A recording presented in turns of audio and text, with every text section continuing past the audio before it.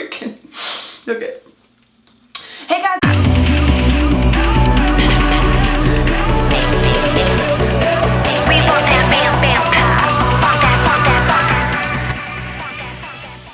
Hey guys, what's up? Welcome to the Ariel Show. I'm so happy you're here. Today's episode is actually all about you. I am taking my viewer questions, my follower questions, and so if you're not following me on social media yet, you probably should get on that. I'm on Facebook, Instagram, and Twitter, and people are asking me about Snapchat, but I'm reluctant because I don't want to freaking worry about another one. It's too much to juggle. I can't handle it yet, but maybe I'll figure it out.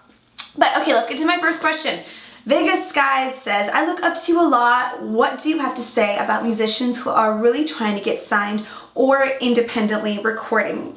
Well, darling, great question. I have a bunch of videos that I've done about independent bands starting out when you're young and hungry and all that. So I'll throw some of those links up for you right here to check out. But I did want to address this idea of being an independent band versus signing with a label. For those of you that may know, may not know, we signed with Tooth & Nail Records after we'd been a band for about 2 years. It was the second record deal we were offered. The first one was even worse than that one. And it didn't really work out. And I'm so grateful we got out of that deal about 6-9 months ago, but it was really hard to get out of, and looking back, we probably shouldn't have signed. We had no business signing that thing. We didn't know what we were doing. So I would say if you are a band and you get lucky enough to have a freaking label interested in you, that's amazing. I celebrate that with you, but maybe take it easy. Maybe consider waiting it out. I think if we would have waited it out, things would have gone slower for us, obviously, but it's probably possible that maybe a better deal would have come along about a year later, that maybe we would have been able to comfortably sign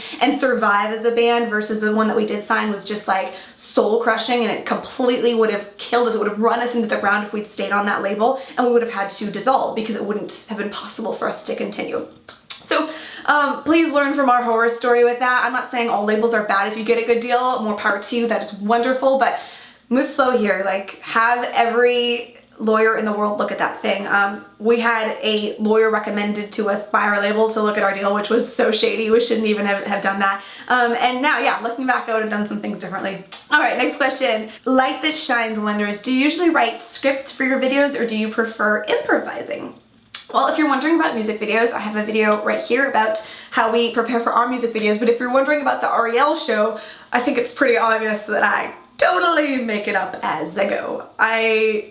I kind of think about it when I'm, going throughout my week about what I want to say, like what's kind of on my mind that week, and then I spit it out for you, and you guys are gracious enough to watch it every week. So no, I don't have a script, and I think that's pretty obvious because I just make it up as I go. Recon GB123 asks, do you love me? Yes. Oh my God. I love you so effing much with my whole heart. You, darling, are like the sole reason that I wake up every morning, that I do the podcast, that I write music. I do it for me too. There's a lot of joy out of it, but if I didn't really genuinely care about you, like with everything inside of me, this whole thing would be empty and stupid and dumb and just so lame. So I hope you feel my love. I'm writing a book for you so you can read my love letter from my heart to yours, and I just hope that we continue to have this wonderful relationship. So yes, I love you so much. Next question. Hello Orion asks, I don't think I said that right. Do you have any advice for finding your own unique voice as a singer and being confident with your voice? Also, any advice on where and how to find bandmates?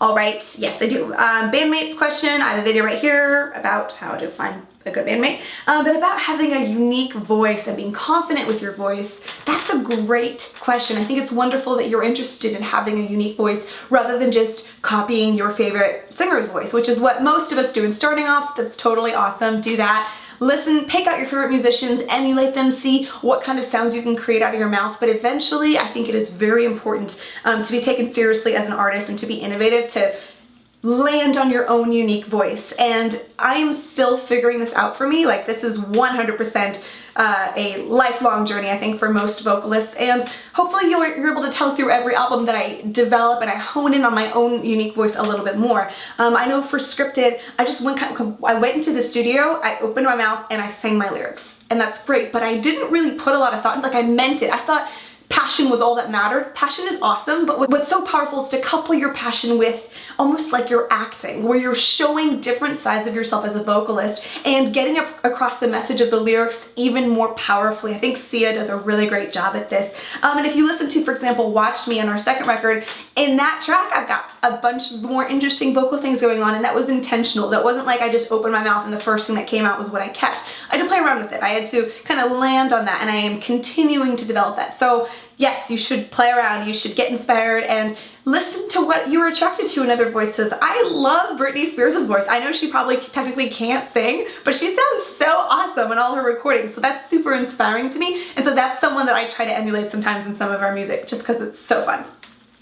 All right, Lord Weabo, oh, your names are so cute and so fun to pronounce, asks, what does your daily life consist of? Well, my love, it's so different from when we're touring and not touring, but because right now we are writing a record, we're off the road, so I thought I'd share with that.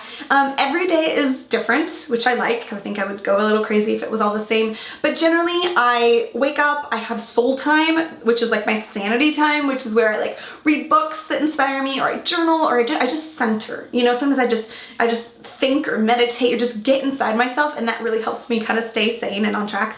And then I try to start like working around 10 o'clock, which I know is awesome that I get to like wait till 10. Like, I am so grateful for that. I usually work from home, and so sometimes it consists of calls with management and music industry stuff and just, you know, making decisions. Sometimes it means sitting down at a piano to write, but generally I don't like to write during the day, like just because I have to. I just like to write when I'm inspired, and that usually happens at night for me, so I usually save that for night. I do the podcast at least once a week, this right here that you're watching. I work on our social media, I get that all figured out, put that into a calendar. I do the Etsy orders, so about once a week I go to my sewing studio and sew up all of your fun orders that you've done that week and ship them out to you. And then there's a lot more. I do blog posts now that I'm trying to justify what do I do with my life. I don't even know, but I do a lot of creation. Because we are recording a record right now, a lot of my time is actually spent behind the computer with Sean as we are pre-producing our demos, and I'm recording vocals in that studio, and I'm sitting, you know, by the computer helping pick out synth sounds with him, and we're trying different drum beats and just experimenting that way, which is so cool that we get to do that. So lately that has been my daily life, my daily routine. All right, one last question. This is Aaron the Butcher for Hire. How do you distract yourself when you're depressed and don't want to think about everything that's going on? I feel you, my love. When I want to distract myself, the easiest go-to that I have is to go watch Netflix or go watch a show. That's 100% a numbing out tool for me. However, it doesn't really make me feel better. At the end of it, I'm almost more drained than I was before, and it almost just keeps me in that same foggy, depressed state. So distracting myself in that way isn't probably a good tool, and probably not one that I'd recommend. Sometimes for me, leaving the house is really helpful, just getting out of my state of mind, especially if I've been working from home for a couple days and I'm just kind of going crazy. Getting out and going to a coffee shop and changing my environment, it's actually really helpful. I can put on playlists on Spotify that cheer me up. There's so many good ones on there that are just like happy and fun and carefree, and I really like that. But basically I need to try to change my state, and so I have lists that I make to help me do that. So when I'm feeling good, I make these lists of things that would be helpful to me for when I'm not feeling good. So when I'm depressed, I refer to those lists, and they have things like take a bubble bath on them, read this book, read this part of this book, go back and read this journal entry that you wrote because then you were able to see things more clearly. And I have a video on that right here that you can watch too.